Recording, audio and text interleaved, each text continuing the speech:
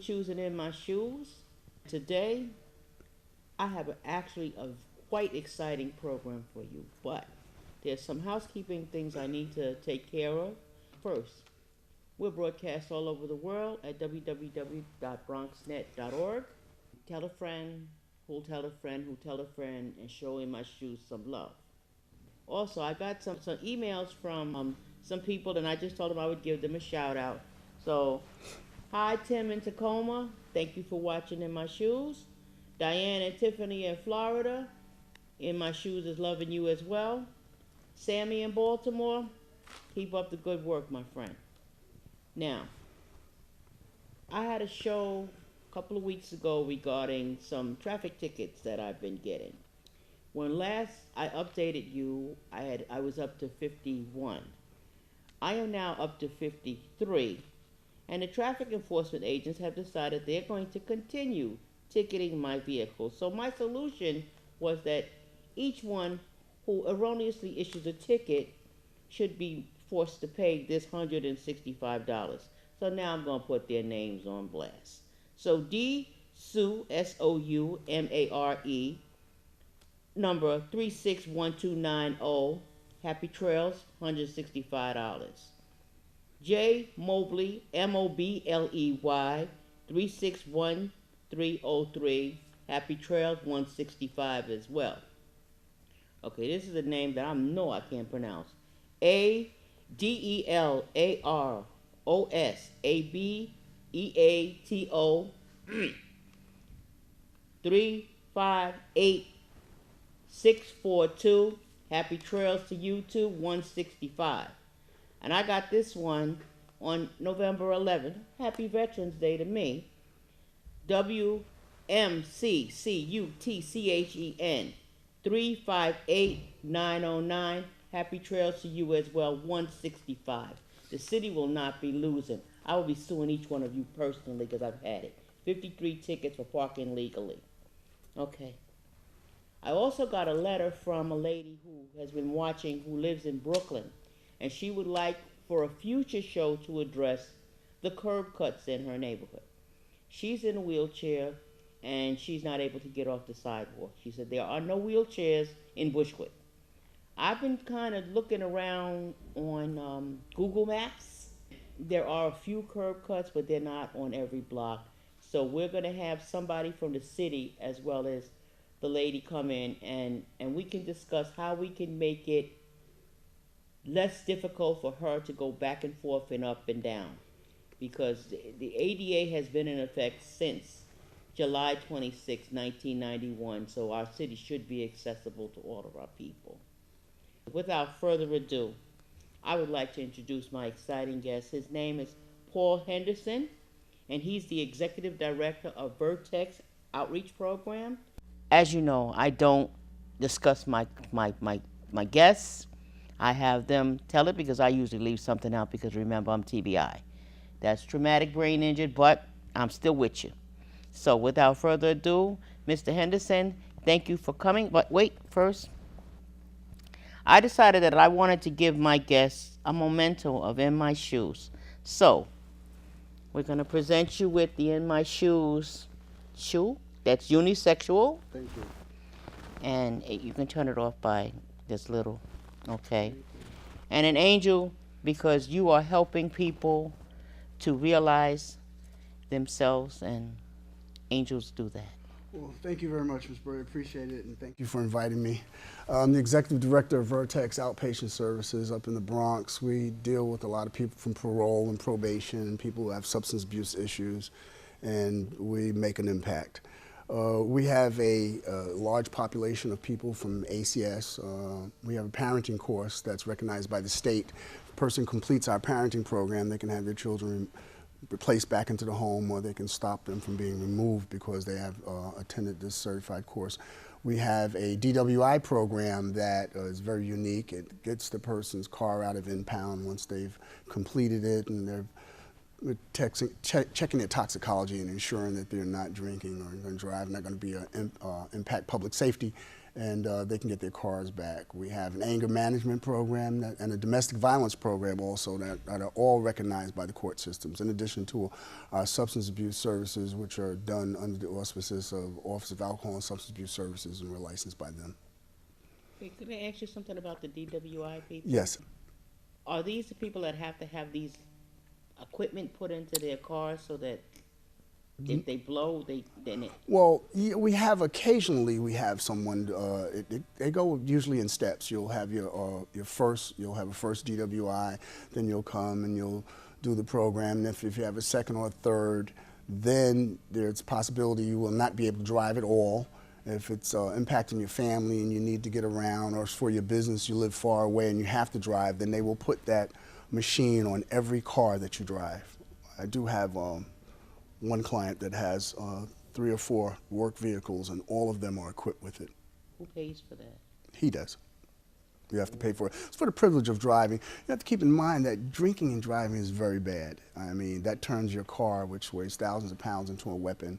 And anybody who is walking across the streets with children, your wife, your husband, your family, or whatever, they're at risk if someone is drinking and driving because they're not able to have the right cognitive skills to be driving because they're impaired. Exactly. So how did you come to be at Vertex? Well, I was assistant commissioner at New York City Department of Probation in charge. I was director of program services. And director of program services, that meant I had to make sure that we had a certain number of substance abuse programs and educational programs, training programs, and work programs for people who are on probation. And probation is a privilege. It's not a mandate. I mean, it's an alternative to incarceration. So Vertex was one of the programs that was under my reign in the Bronx. And I was appointed by Mayor Bloomberg to position. So after the mayor left and they were doing the layoffs, I left, and then I ended up at Vertex and became the executive director there. They were going through some changes, and we're working them out and moving forward. We tried to do a lot of advocating and a lot of different things for a lot of people in the Bronx. Immediately I found out that we were giving out like pizza to our adolescents in their groups, and we had a couple of kids that come in, they'd eat 2 slices of pizza, and then they want to take 3 slices home with them. And I'm like, well, why do you keep doing it? And finally, they told us that they had brothers and sisters at home, there wasn't food. So with that, we've been working diligently, trying to, put ourselves in position to have a food bank. We've partnered with the Bronx Christian across the street fellowship with Reverend Tim and what's his wife name? Yes, Reverend Tim and Q English. Yes, we stayed. They do food pantry over there once a week. We send a lot of our clients over there, and there's a church down the street that a lot of our clients go to for lunch. So you would think that in a place like New York City or the Bronx, where it's everybody's working, making thousands and thousands of dollars, that you'd find that there's still hunger in 2014, but there is. So we try to advocate for that. Yeah, it was because at first we thought, because we have a large adolescent population, and we have a lot of people who they're just at the cusp of drug use, or they're showing some behavior, starting that criminogenic thinking and that path that's going to end them up, in prison. Because the Bronx is those 7 zip codes that God bless the dead Eddie Ellis came up with years ago. We have 7 zip codes that that fill most of the prisons in the state. So we try to, with our adolescent population, we try to stop them from smoking marijuana and escalating to other drugs. So now I see that New York City is stating that a person can have 25 ounces of marijuana and get a ticket, but if they're smoking a joint in the street, they would be arrested. And I guess because I run a drug program, I have zero tolerance for drug use. So I know that marijuana is a gateway, and even in the event that it doesn't escalate into, mescaline or mollies or heroin or whatever the next drug of choice might be, it still impairs and retards and slows down the progress of these young men and women who at a time now they need to be trying to get a solid foundation in education, or at least to determine what it is that they're going to do. I'm a very big proponent of education. I've been a professor at Metropolitan College for the past 15 years, so I do believe education is a situation changer, but education comes in different forms. I mean, if a person takes a civil service test and they get a position at at sanitation, and they learn how to work all of those different machines and the salt spreader and the snow removal and all of that's an education, and that they're learning and they're moving forward. And I think that drug use robs people of that opportunity. It does. Yes. It does. It puts them at risk of every horrible thing that could happen in your life. Yes. Well, with us, we have a lot of people that come by, and to our program, initially right off the bat, the first thing we try to do is substance abuse, because in order to be a part of the program, you have to have substance abuse in your background, either if you've been living with someone who's using drugs, or your parents as you were raised, that there are certain things that, like adult children of alcoholics, like ACOA, something like that, that impairs you and impacts you and makes it difficult for you to move along and maybe make the right decisions. We're there to do that. But that's the first thing we should be doing. After that, we also, if you go into a drug program and you're homeless and you don't have a job, and then you stop using drugs and you stay in a program 9 months or 10 months or a year, and then when you leave, okay, you're not using drugs, but you're still homeless and you didn't have a job, then I don't think that you've really got a lot of services. So there are a lot of agencies that are in position and in operation specifically for our population. They're there for people who have been arrested, people who are on parole, people who are on probation, or people who are living in drug programs and maybe don't have a GED, they haven't finished education. There are employers that are available to hire our folks. And if they do well at the particular job, if they're at 8, 9, 10 months, a year or something, then they will give them a better job. So there are opportunities. A lot of people will do that. It'd be nice to say that, well, the employers are hiring some of these at-risk folks because they were in love with everybody, but there's a work opportunity tax credits, which says the federal government will reimburse you 40 cents on the dollar for what you pay for salary for a period up to 18 months. So sometimes that's an incentive. But unfortunately, they let that lapse as of December 31st, 2013. And we were hoping that somehow Congress would get it together and go retroactive from now back. But they still haven't even addressed that. Yeah, It's problematic. Yes, and they actually chipped away at it for a while, because initially when it started it was 80 cents on the dollar. So if you pay an employee $100 a week, the federal government stepped in and give you $80 back, and then they cut it in half, and now they're whittling away, and the paperwork is still, I guess, it's floating back and forth in cyberspace. Unfortunately, so it hasn't been determination on it. They haven't, thus far. because I was doing some research for a client who moved to Georgia, and he said, I have 2 felonies, and I'm in Atlanta, and I found somebody who wants to hire me, but the insurance is so high and I don't have the driving experience that I need. And I'm saying, but there is that tax credit that you can get. So let me go and check and see how you go about doing that. And that's when I found out, oh, they let it lapse. I said, but tell the guy that's going to hire you to do the paperwork anyway and submit it.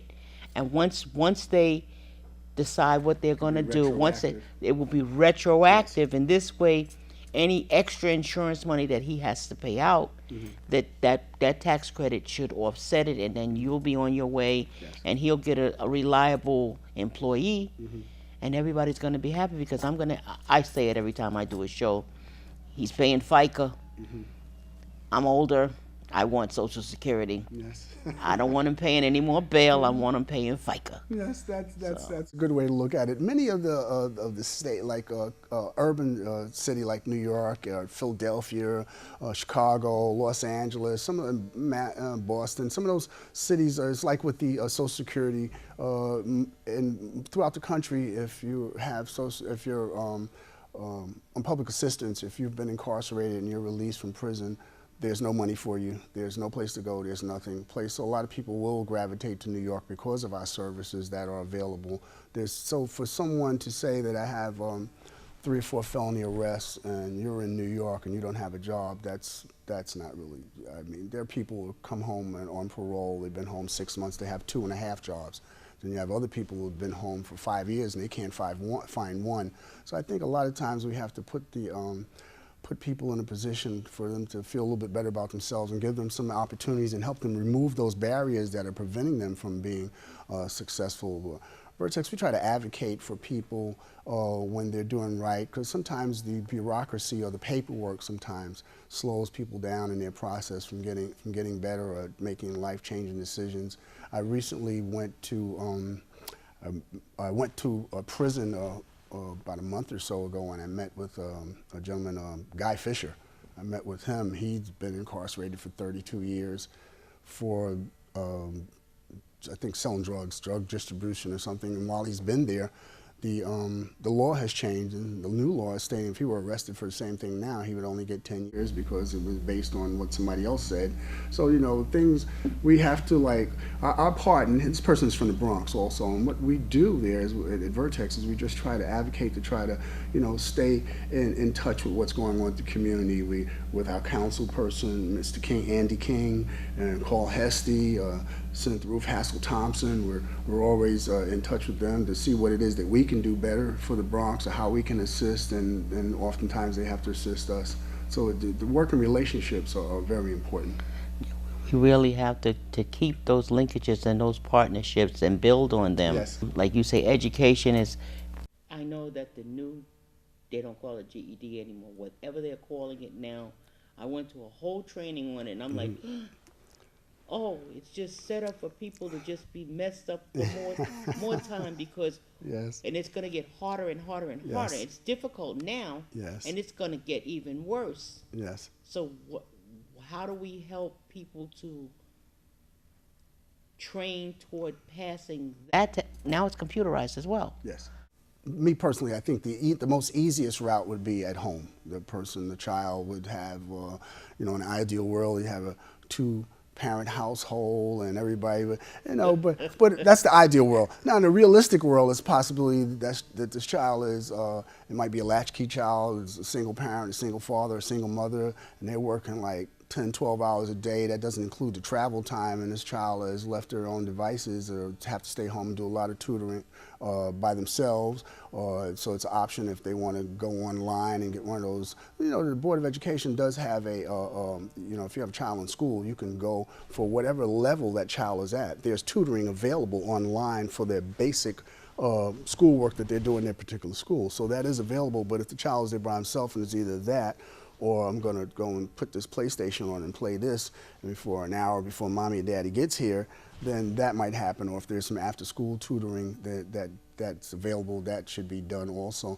But after a person has been not going to school for a while and they've picked up some bad habits, then sometimes we have to do behavior modification. Foundation of behavior modification is just repetition.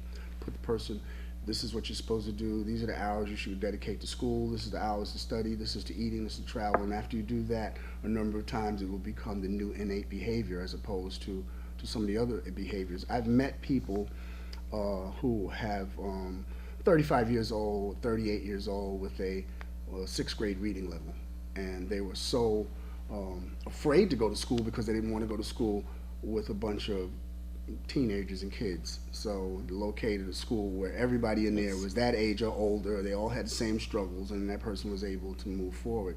So I don't think that there's a cap or an age limit on people learning. I teach people, I'm a graduate professor, I teach people who are getting their master's degrees, and I teach people who have worked all day, and when they get to class, they're running, they're tired, half of them got the sandwich in their hand, they're eating it, and they're trying to eat and drink the coffee because they're trying to get these classes in. And that works better for me because I've taught in the daytime, you know, 10 o'clock in the morning. I've taught at John Jay, and I've taught at a couple other colleges. And the people are there at 10 o'clock, they maybe don't have to work, they have a different attitude, they're on the iPhone and chewing the gum, they're pulling it like this. And so people, I think, sometimes when you have a situation where you have to change, then it's a little easier to when people come to give you help. It's like a lot of people are mandated to Vertex by parole, and parole says, hey, if you don't come to Vertex, you know, whatever your schedule is, some people have to come 2 days a week, some have to come 4 or 5, whatever it is, you know, you have to come. And people are saying, hey, if you don't come to this, then we're going to lock you up, or we're going to incarcerate you. Or if we got people coming from drug treatment court and they have to come and we have to send the reports in and say. So sometimes people are there and they're reluctant. You know, nobody is there and, hey, how you doing? I'm coming in. I'm glad to be here. No one is sent to Vertex for substance abuse services because they were late for Sunday school. Everyone has either an issue of substance abuse, or maybe the husband wants to put out the wife wants to put out the husband, the parents want to get rid of the kids. We want to do everything because those children or the husband or wife are doing things that are against, you know, family values and things that nature. And so by coming to us with the counseling, the individual counseling, our didactic and our therapeutic groups, we're imagining that the people are doing better, because a lot of times we do see change in people. We try to do incentives. I remember one year we told all the adolescents that were in school that whoever got good grades and got good attendance, if you bring your report card, we're going to give you, I think it was going to give a $100 gift certificate or something towards a pair of sneakers. And we had 42 people, adolescents involved, and only one of them got it. Wow. Only 1 out of 42, but he stands out because he used to walk with his head down. When we started telling him, hey, listen, you're doing well, you look like you're going to get it, he perked up a little bit. He got his hair, as a matter of fact, he got a haircut and cleaned up so well. He came in, I didn't recognize him. I was like, oh my goodness. So what I'm saying is that sometimes I think everybody with a little bit of coaching or a little bit of structure can do better. But you know, the way the economic system is now, and you know, different neighborhoods, people are takes all their energy to survive. You know, Exactly. to be able to put the three plates on the table, you know, 3 times a day. If you're talking and saying the median income in New York is, I think it's $24,000 or It went up. $24,000 or $26,000 for a family of 4, and that is like when you take a look at some of these rents. If you're not in a subsidized apartment or fortunate enough to be living in a housing project where you're going to get some help with your heat and hot water and your gas and all that, then it's difficult. So a lot of times education is not at the forefront, and it shouldn't be that way. I don't think, because it's very similar to like 100, 200 years ago, and say, well, I'd love to go to school, but I got to go to work to help take care of the family. And unfortunately, with Access VR, which is formally vested, if you're working, then there's no impediment to employment. So therefore, are you eligible? If you read the regulations, underemployment is almost equivalent to unemployment. Yes. That's a way for Very narrow margin. if you cannot meet your financial obligations and you killing yourself on a job, and you have no time to go to school because you're killing yourself on this job, there's got to be a way to help. Yes. We can't escape all of the craziness that's out Yes. there, but that should be first and foremost. That's what the Rehab Act was about, was helping people to be equal. I'm not saying that people with disabilities are better. I'm just saying we want to be equal. Let us be equal. Give us the opportunity. And there's free training out there. Yes, it is. It's so much.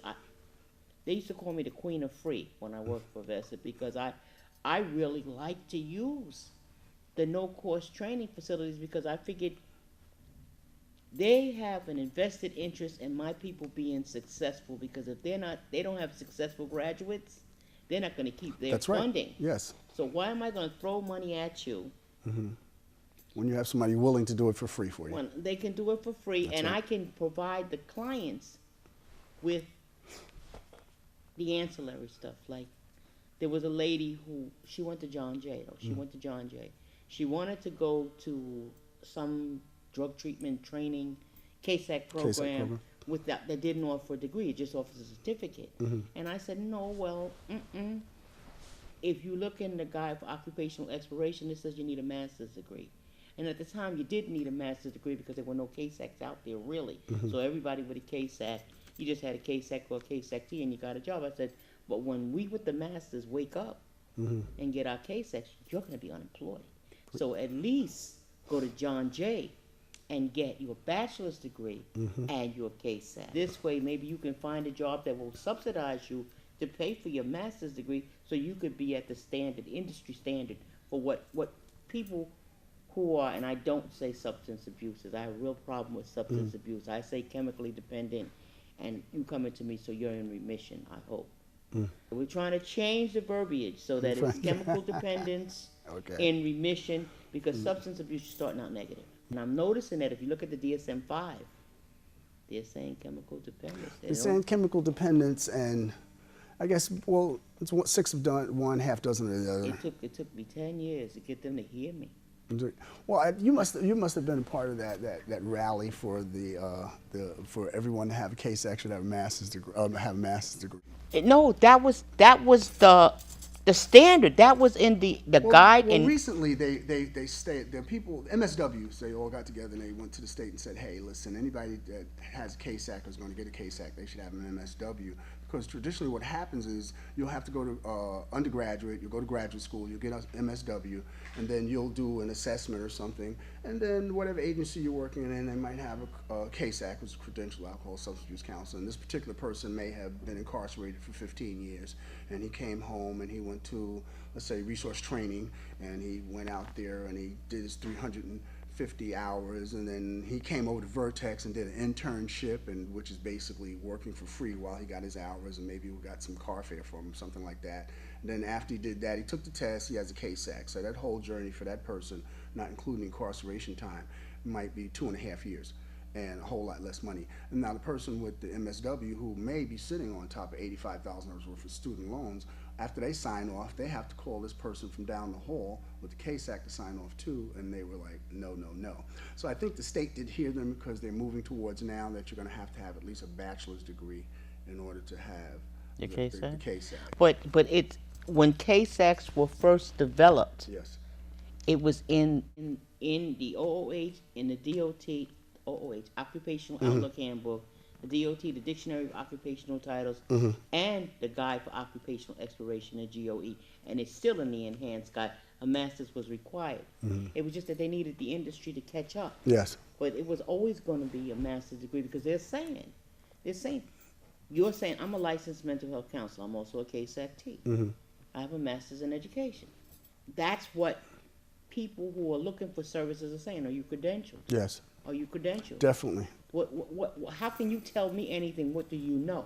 The people who have the C.A.S.A.C without the degrees have life experience, but they want people to pay. But well, I agree with that. I mean, I'm a big fan of education. I believe that the school system has changed so much. I think that the education that I got in the public schools of New York City 100 years ago is non-existent now. I think that right now a bachelor's degree, in my opinion, is like a very good high school diploma. I think you need a master's degree as a minimum in order to get, there are plenty of people that can do the job. They have the skills. They can't get the interview because of the requirements, and they don't have the education. The New York's, that's one of the biggest things my business partner, Zach Golder, who's the CEO of Vertex, always states. He says that the Office of Alcohol and Substance Use Services, which is OASIS, states that you can only hire credentialed people who have been trained at one of the schools that they authorize as a training school, and then we get a person from that school, then they come to us with the C.A.S.A.C or with the C.A.S.A.C T. They have no skills, they make a lot of mistakes, and it ends up costing us with fines. But these are the people that you told us we had to hire from this particular pool. Exactly. So that's like a, I don't know if that's an oxymoron, but it's like, it's difficult, and that's one of the biggest things. They say, hey, this is the pool of people that you can interview and hire from, and then we get someone and they don't work out, then we're penalized. So is there an entrance exam? Should there be like an entrance exam to come, so that the core 12 core functions that you need to have in order for you to come to work, be successful, and have our clientele be successful. That's well, we're imagining that when we hire you as a C.A.S.A.C that you've already done that because you've taken the test and you've passed it, and you have showed suitable proficiency in those 12 core functions. And we also the canon ethics is a big deal. We need to know about confidentiality and make sure people that have high client regard, because I call everybody sir and ma'am because people need to be treated with respect. It doesn't matter that this person is homeless or they just got out of prison Wednesday, because sometimes we get people on Friday that just came on Wednesday. They still need to be treated with respect. And if OASIS is stating that, hey, because they passed this test, they're qualified to do the job, then I would like to imagine that they are, but they aren't. So what I have to do is I have to give writing samples, and I have to have them submit that, and I have to ask them some remediation. questions. Yeah, we have to talk to them, then we have to see that, because not everyone is up to listening to somebody else's problems all day long. and then go home to your own family with your own set of problems. You have to leave your problems at the door of Vertex when you leave. The employees have to leave whatever issues they've gotten there today from their caseload. They have to leave that and go home and be a mother or father or sister, brother, or aunt, uncle, or son or daughter at home. And whatever issues at home, they have to leave them there when they get to Vertex to work, because they can't, display that with the clients. So, that's not for everybody, and people bring their own personalities to the job. So, I do believe that we try to keep a multi-level type of different employee. I have some people will say, well, you're a counselor, but I just got out of 15 years in prison, and if you've never been to prison, then you can't talk to me. So then I'll have the counselor with the degree and the C.A.S.A.C that's been to prison talk to them. And some people will say, hey, listen, I just got out of prison doing 15 years. I saw you while I was in prison. You can't tell me nothing. Then I have to have the person who has a social work degree, or have the C.A.S.A.C who's never used drugs. And I got a person, she's in the theology school and she's in the ministry. She'll come and talk to that person. So, I think that we have to be able to meet the person where they are. I'm not trying to put an unrealistic expectation on anybody. Well, this is what you should be doing. This is what we have to meet them where they are, and we have to treat people according to their own skill set. But that's why we have to have the different variances. But that's kind of like life, like with a different approach. I mean, we have enough coaches that we can match the kids up with with the adults, because everybody is not going to get along with everybody, and everybody's not going to benefit from everybody's skill level. Like, people don't want me coaching them because I yell. Yes, okay. Well, then some people respond very well to that, because they're not going to move unless somebody yells. Exactly. I have my cousin lives in Brooklyn, but he comes to the Bronx to bowl, and he wants me to yell at him. And I'm going, I try not to yell anymore, because it's... but that's what he needs. But that's what he wants, and I try to accommodate him. We try to do that. So the most successful adolescent counselor, a guy that really worked very well with the kids, had like 300 tattoos, and his pants were hanging down most of the time. Sagging. But the kids they came, they responded to him, he gave them what they needed. We have other people. I had another counselor, suit and tie every day, shirt and tie and suit, dressed very professional. And some of the kids come in there and they want him to be their dad or their grandfather. So, it's what it is that you have to put. See, nothing is different. Carl Rogers is considered to be the father of counseling. Client-centered therapy. Client-centered. Carl Rogers, Abraham Maslow, they came out with that stuff in the 50s. Nobody said anything different than him, D. Clemente, Prochenko, all those people. Nobody has came up with any new theories of it. And when you look at these theories of counseling, and many of the issues that we talk about, behavior modification, stopping people who use drugs, stopping people from being violent, stopping people from abusing and being disrespectful, we're saying the same things that your parents told you. Exactly. It's just parenting. Do right. It's just do the right Be thing. nice. And, we're saying it a different way, and I always I told my pastor, I'm a member of Mother AME Zion, in Harlem, I'm a steward there. My pastor is Dr. Richard Curtis Chapel. We had Bible study one day, and I told him the responsibility of the pastor and the members of the church leaders, is to take the words of the Bible, which is thousands of years old, and make them prevalent to 2014. Translate. Make it prevalent to 2014, so that same things that maybe inspired my great-grandmother or my grandmother or my parents to maybe want to go to church or live right, do something. You have to be able to translate the same thing so that Pookie and Juanito on the corner, that they can get it and get the same thing. And the same thing with counseling. You have to be able to make it prevalent, even with the teaching, when I teach or whatever it is. If I'm teaching about the scientific model of administration or management with Frederick Taylor in 1800s, I have to make how does that work now? In 2014, how can we use that? So we have to be able to translate that so people can grasp it. You can have the greatest information in the world, but if you give it to me in a manner in which I can't receive it, then I didn't get it. Which is what the problem with the education system is now, is that they don't get across to the students that this is part of life. Like, even with simple math. Yes. Simple. I know this from when I was a little kid, because I found out when I was 3 that the clock was fractions. And I didn't know, because a quarter after is not the same as 25, although a quarter is a quarter, it's 25 cents. Yes, it is. And I knew money. Yes. Money's always good. I knew money. It's always You know, good. and decimals. Time is decimals, and nobody says that this is part of life. You know, when I had clients who has I really have problems with math. Math is so hard, and I asked, do you get your right change when you go to the store? And they say, yeah. I said, so you know fractions and you know decimals. So now, when I have problems when I do algebra, I said, put dollar signs in front of it. You won't make a mistake. Put it toward life. But is this part of your life? And it's not separate unto itself. Just like history. If history repeats itself and you haven't bothered to study history, then you don't know that it's repeating and you don't know how to affect change. Yes. Because I was a history major undergraduate. I had a good friend, God bless his name, Vincent Cyrus, and he would say that the first steps to insanity was doing something, getting a certain set of results, then go do the same thing and look for a different outcome. He said that was the first steps to being crazy.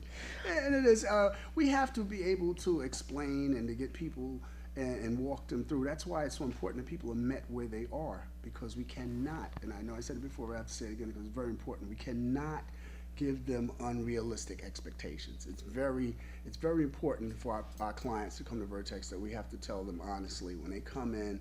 A lot of times I tell my staff that the clients and their hopes and their aspirations are very similar to, let's say, if this was a bird. You want to hold the bird so that it doesn't fly away, but you don't want to crush it either. So it's like when you have the guy that comes to you and he says, hey, I stopped using drugs, you know, my urine is clean, and I'm ready to move on to bigger and better things. And he says, well, what do you want to do? He says, well, I want to be like Jay-Z. I want to have me I want a rap career, and then I want to marry somebody that look like Beyonce. Okay. Okay, now this person maybe possibly might have short attention span deficit and can't remember a sentence or whatever it is, but at that same time, you cannot say, hey, listen, that might not even happen because you really can't even read that well.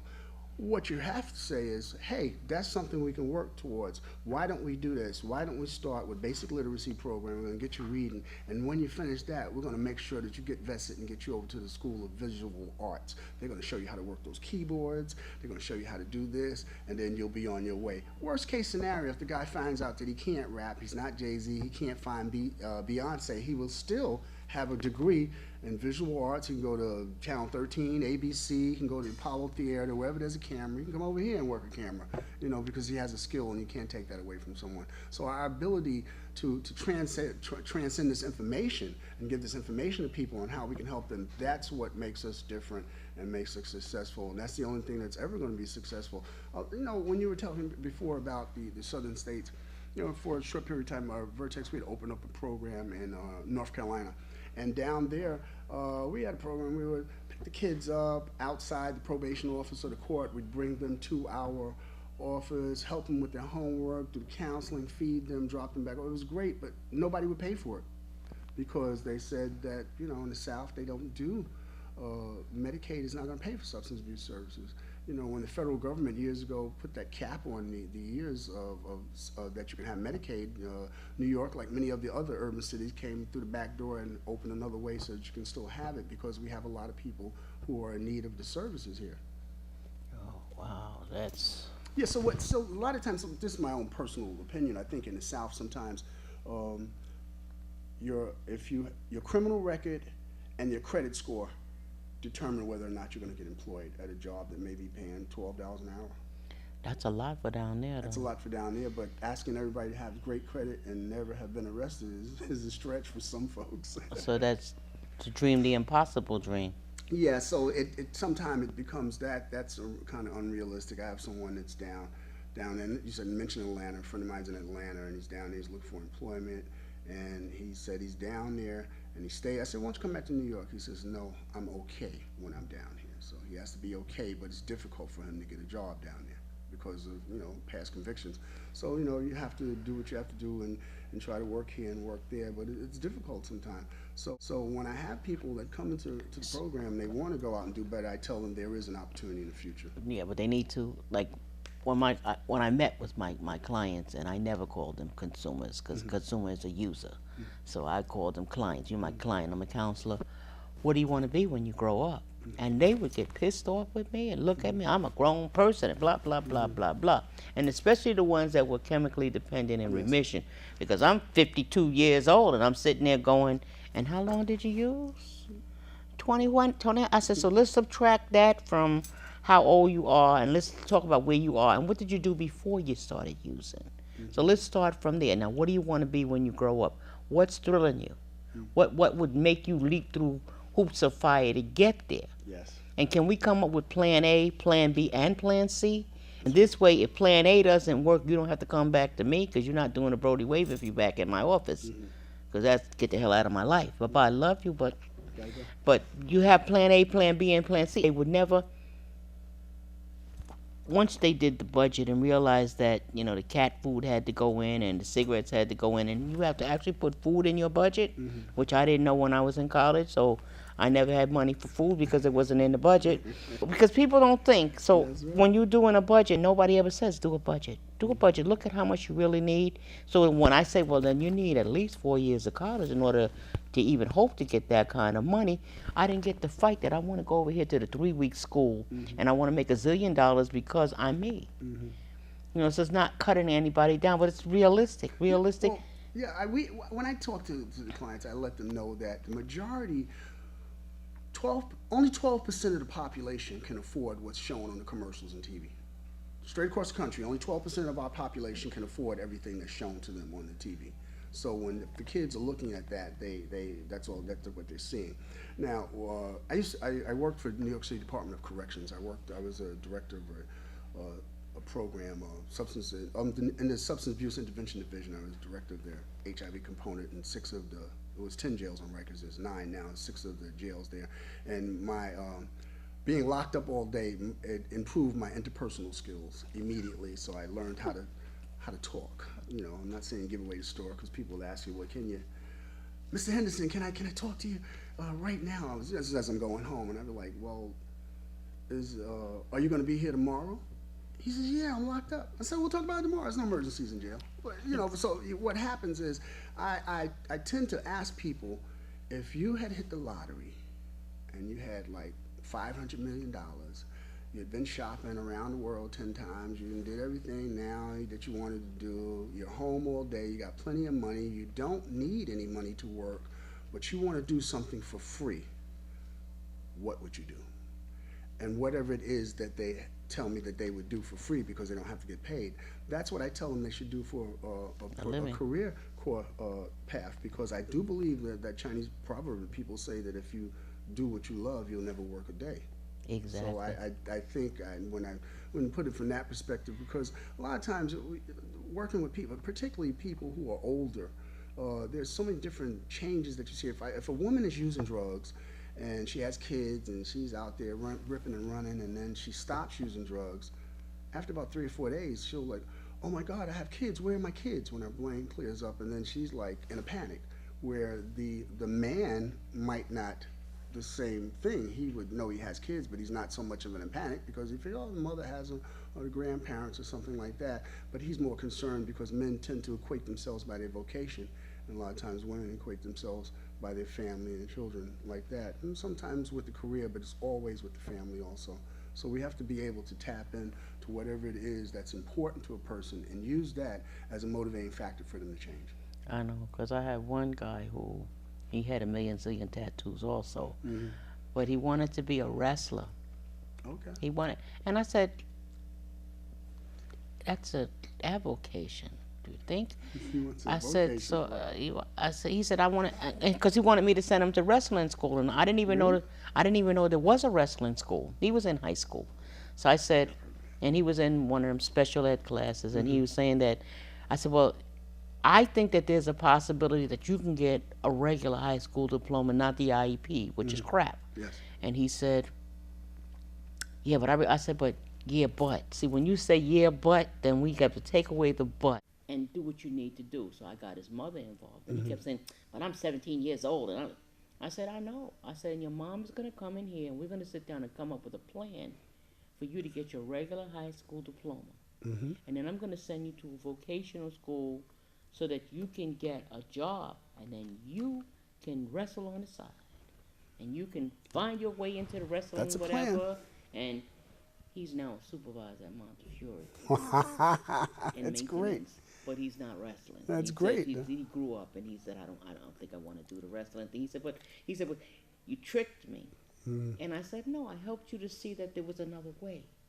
That I didn't say that wrestling was wrong for you. All I said was, I didn't know how to help you get there. Right. You know more about wrestling than I do, but I know how to help you get some money so that you can pay for wrestling school if there's such a thing, or maybe somebody will develop it, or maybe you'll develop it. No, so Well, that's what we have to do. We have to be creative. We got to keep in mind, like sometimes when I'm having a group or something, I'll look, and if there's like sometimes I speak at different programs. I like to go over to James Allen's program at Addicts Rehabilitation Center. I like to speak over there to some of the clients, and I tell them collectively, if each one of you, the money that you spent, let's just take a 10-year period that you spent in drugs, everybody in this room, if we took all that money and put it together right now in one pile, we could start us a corporation. So, therefore, I think when I realized that even making like $10, $15 an hour, I probably could buy anything I wanted if it was that important. If I needed a car and I was only making $10 an hour, that meant I wouldn't have an apartment, I'd sleep on somebody's couch, I wouldn't change clothes, I'd eat there, and I wouldn't go anywhere, and every dime I got would go to the car, but I would have a car. And then after I looked at things through those lens, nothing was important anymore. It didn't mean that I felt that I didn't have to have everything. That's it. Maslow's the hierarchy of needs: food, shelter, and clothing. Well, it might not be the food that you like, it might not be the shelter that you want or the clothing that you want to wear, but it'll keep you alive. Which is like New York's prison system. It's I'm still stuck on how a person is incarcerated and they're on death row, and the person gets sick. They send them to the hospital and they make them healthy again. So they can kill them. So they can kill them. That is like so. well, we can't send a sick person to die because that's inhumane. That is, And I heard that many times, and I was like, Yeah, wow. I'm still trying to absorb that. So I think, and keeping in mind though, I think we have like the greatest criminal justice system in the world. I just think it's really a good thing, but it can use some tweaking. Like right now, they have all those problems on Rikers Island with the adolescents, and you have to treat them differently. The adolescents. I have my brother-in-law he runs one of the Spofford or one of those places for juveniles, and I asked him. I said, "Well, what is it that you do over there that keeps your violence down?" And the conversation, it seems like it's different. It's like you have adolescents, and you're putting them in a position where they're going to be treated as though they were adults, and the response is not going to work. I mean, yes, they have committed crimes, and a lot of these kids are emulating what they see on TV, and it turns into a lot of violence. However, they're still kids, and you have to come at them a little differently. And until the Department of Corrections, I think, changes that, I don't think it's going to make a difference. And it's so hard to get them to even, they're talking about it now. Yeah, they're talking about it. But They had to. The covers were pulled off of them now with people. When I worked in Rikers Island in the 90s, I remember the two inmates got into an argument over a Super Bowl bet. One of the inmates was in the cell, and the other one was standing outside of the cell. And the one standing outside of the cell, as the argument escalated, took out a gun and shot the other one who was in the cell. What are you doing? No, let me And not. so Why then am I asking that? Then he threw the gun in the garbage can and went and sat down. So I'm saying there was another time the warden, I was in jail, it was C-73, GMDC. The warden was walking down the stairs in the jail, and the inmate was running real fast, and he had a brown paper bag. And the warden said, "Hey, what do you got there?" Took the bag from him, looked in it. It was Chinese food. Now, the warden said, "Okay, the Chinese food." He said it was hot, though. How could this guy who's in jail on Rikers Island, when you have to drive across the bridge, all these checkpoints, how does he have hot Chinese food from outside? So, I mean, there are a lot of things that need to be addressed, I would imagine, regarding that. Okay, but I think it's going to be up to us, because as long as somebody is talking about it, it's not getting done. Because they'll talk about it until the adolescents that you're speaking about now are our age. Still nothing will have been done, because remember, the status quo is what's keeping folks in business. Yes. That's just if 85% of the people who are incarcerated are people of color, that's the new slavery. Yes. Well, you know, the Constitution does state that if you're incarcerated, that you work for free. That's Convicted, 13th Amendment. that it's right there, and it's and you know, our they call Alexis Tocqueville. He's from France. They say that he's the father of our democracy because at the time when we were putting together, you know, the Constitution and all that stuff, we were at war with England, so everything France was great. And that's France was our friend. That's our friend. That's why so much of our language is French. And Alexis Tocqueville said that you can judge the humanity of a country by how they treat their incarcerated. So at that particular time, jails were basically, you know, you were down in a hole or something, they put some food in there, and your family brings something and give it to you, and somebody bigger than you would beat you up and take it. And it was actually Benjamin Franklin who opened the first prison in Philadelphia in the United States, and that took it from there. So we're evolved somewhat from that, but there's still a lot that needs to be done. Right now, 300 adolescents are responsible for about 85% of the violence of all of the 9 jails on Rikers Island and the 4 or 5 jails in the boroughs. Just 300 kids are responsible for 85% of all the stabbings and the fightings and all that. And where are they? And they're in one jail. They're in C74 on Rikers. So the statistics for the violence is generated by them, and that's because I just think they need to come at them a little differently, you know. And the people try to, they come in like in the summertime. People come out. A lot of artists go out to Rikers Island. They do things for free. You don't hear about it, and they give concerts to these kids. I went out and did the stop and frisk with them this summer to help them know that what their rights are and how they can take a situation where a police officer is going to stop you and just ask you for your ID, and the response that they give them turns it into an arrest. So, you know, it's the ability to code switch. Yeah, which we tend not to. Our parents taught us what to say and how to act and what to do, and unfortunately, the adolescents nowadays are. We knew it all too. I can't say that adolescents think they know it all because we knew it all as well. I couldn't tell. What is she telling me when I know that already? But now, just like I know it, and I'm not even going to listen to what you have to say so that maybe I can digest it later. Yes, well, it's different now. I grew up in that time where if I did something and someone of the neighbors saw me, they'd smack me in my head. And then when I got home, I got smacked twice. Once because I did it, and once because the neighbors saw me, I embarrassed the family. How dare you? So now it's a thing now where the kids, they'll take the cell phone that you're paying for and call 911. And so it's kind of different. And I'm not advocating that people should run around and beat their kids, but at the same time, I do think that some structure needs to be provided. How do we do that? Because we were trying to figure out, well, Vietnam is when the family situation changed the most. That's when I remember as being 12 years old, and the Vietnam War was on TV. I would see how many guys were dying. I would say, no, I ain't got no husband. My mother's looking at me like, what is she talking about? And I said, because they 18, 19, 17, I'm not going to have any husband. So I said, all we have is left the foibs, the jailbirds, and the junkies. And so if that's the structure, that's what I said. And I was 12 talking like that. Yeah. Okay, how are we going to have any kind of family structure or anything if there's nobody left to do that? And there were families that had mom and dad in the house. Very few in my neighborhood, but they had mom and dad in the house. And those were the people that we aspired to be. But they're so few and far between. Yes. There's so few and far between.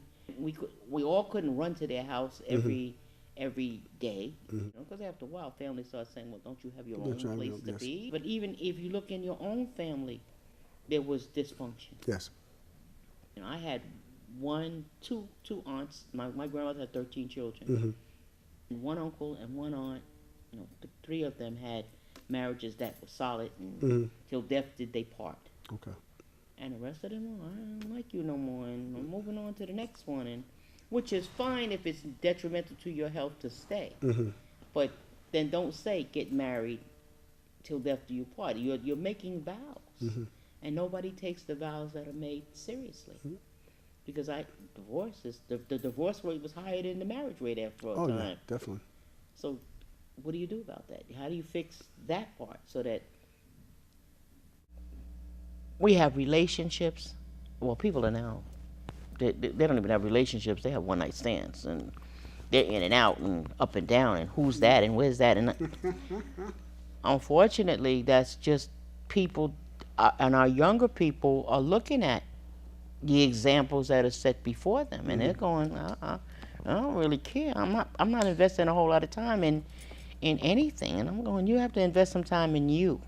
Leadership by example is paramount. We can't, you know, growing up, it was like, sometimes you turn into your own parents anyway. That's what happens, you know. So I will never ever say that. And that's what your mother or your father said something to you. Then you'll have kids of your own, and then they'll do something, and it'll blurt right out your mouth exactly what you said you would never say to your children. And it seemed like it fit that situation so apropos. And then it dawns on you, oops. Yes, I've turned into my own parents. But I think we do have, there was a time when people got married, they stayed married, and they did this. But at the same time, they're also, back in the 50s and the 60s, a person could have a high school diploma or no high school diploma and go to work, and his wife could stay home, and he could take care of himself, his wife, and 2 children with that one job. You know, there was, I mean, back in 1950, 58, my grandfather was a stockman or a porter at a shoe store. It was called A SHOOZE, and his Adam Clayton Powell marched on 125th Street in Harlem with all the women from Abyssinia Baptist Church and told them that they had to start hiring, black people would be there. And so they said, wait a minute, come on out here. We have somebody black. He's a salesman. Hey, listen, Mario, you'll be a salesman. And, he went there and became the manager from that point. So everybody needs an opportunity to try to get themselves together. Okay. Well, we can go on because I've been known to just run over time. Oh, okay.